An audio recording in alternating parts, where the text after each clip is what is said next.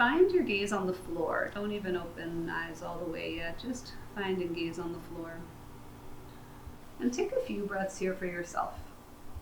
So much of where we're going in this conversation relates to expansive social systems and the impact on our culture.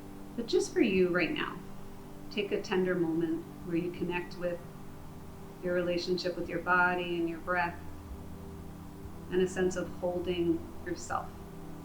Through this training, I've really learned that mindfulness can be found in so many ways. These brave spaces created in these cohorts, which has allowed me to discover what mindfulness is for me.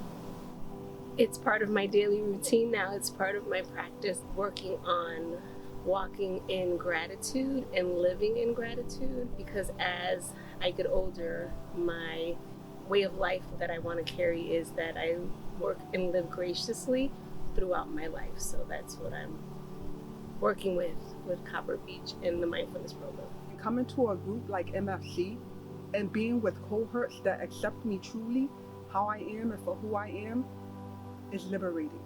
There's so much that can be incredibly complicated and incredibly challenging. And so for us to really understand that being a mindfulness practitioner is not about being perfect makes a really big difference, because one, we're going to make mistakes, but also we're just going to constantly be in a place of course correction. I think so many people think that mindfulness or meditation practice has to look and feel a certain way. And we're here to shift that narrative. Let's look at all of it and look at how this variety and different colors and different types of practices, how they actually all bring us back to our common humanity. I'm being called to answer questions that I normally wouldn't think about, like who am I outside of work? Who am I as a member of my family?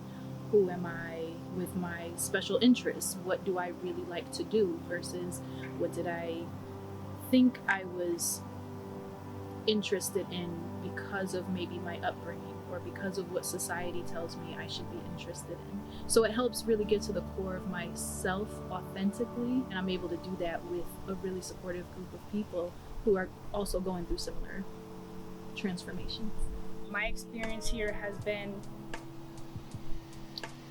it's been an awakening for me. It's allowed me to explore feelings. It's helped me realize how much emotion and feelings I had bottled inside. When I say this program came at the right time, it's almost like I'm purging 25 years of stuff in law enforcement.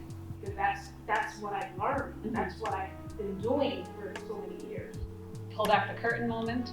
When someone is expressing emotion, phrases like, we're going to transition in a moment, but then staying right with them is the way to allow for that to come, but also to begin to set the awareness and the safety that attention's going to shift. It's that one moment of being witnessed and then moving on. There's some difficult things that have been happening in my family over the past year or so, and in the past couple of months I've noticed that I am handling it differently. So it definitely has had an impact on how I am out there in the world for my family, for my friends, and for myself.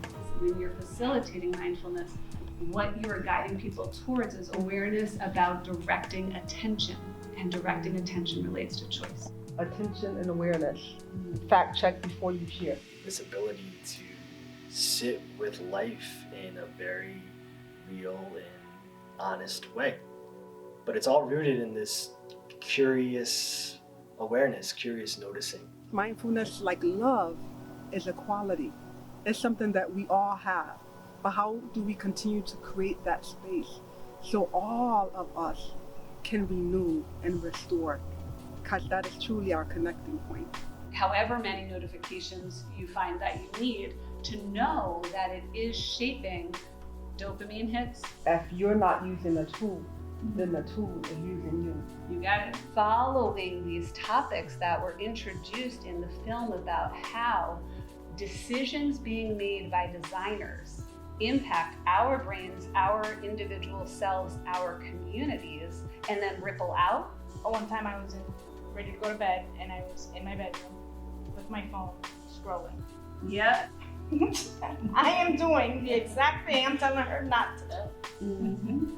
Within our cohort, we're in a little bubble exploring these things together in the class, but then we go back out into the real world and you get the opportunity to practice what you're learning. The community that we have created over these past few months, the sharing and the learning and relationships that will continue, the support that we give each other, the grace and the understanding that it's a journey that we're all walking and none of us are perfect and we're learning. Drop the mic! You just added Imagine if we actually turned our tech towards things like what we want to cultivate.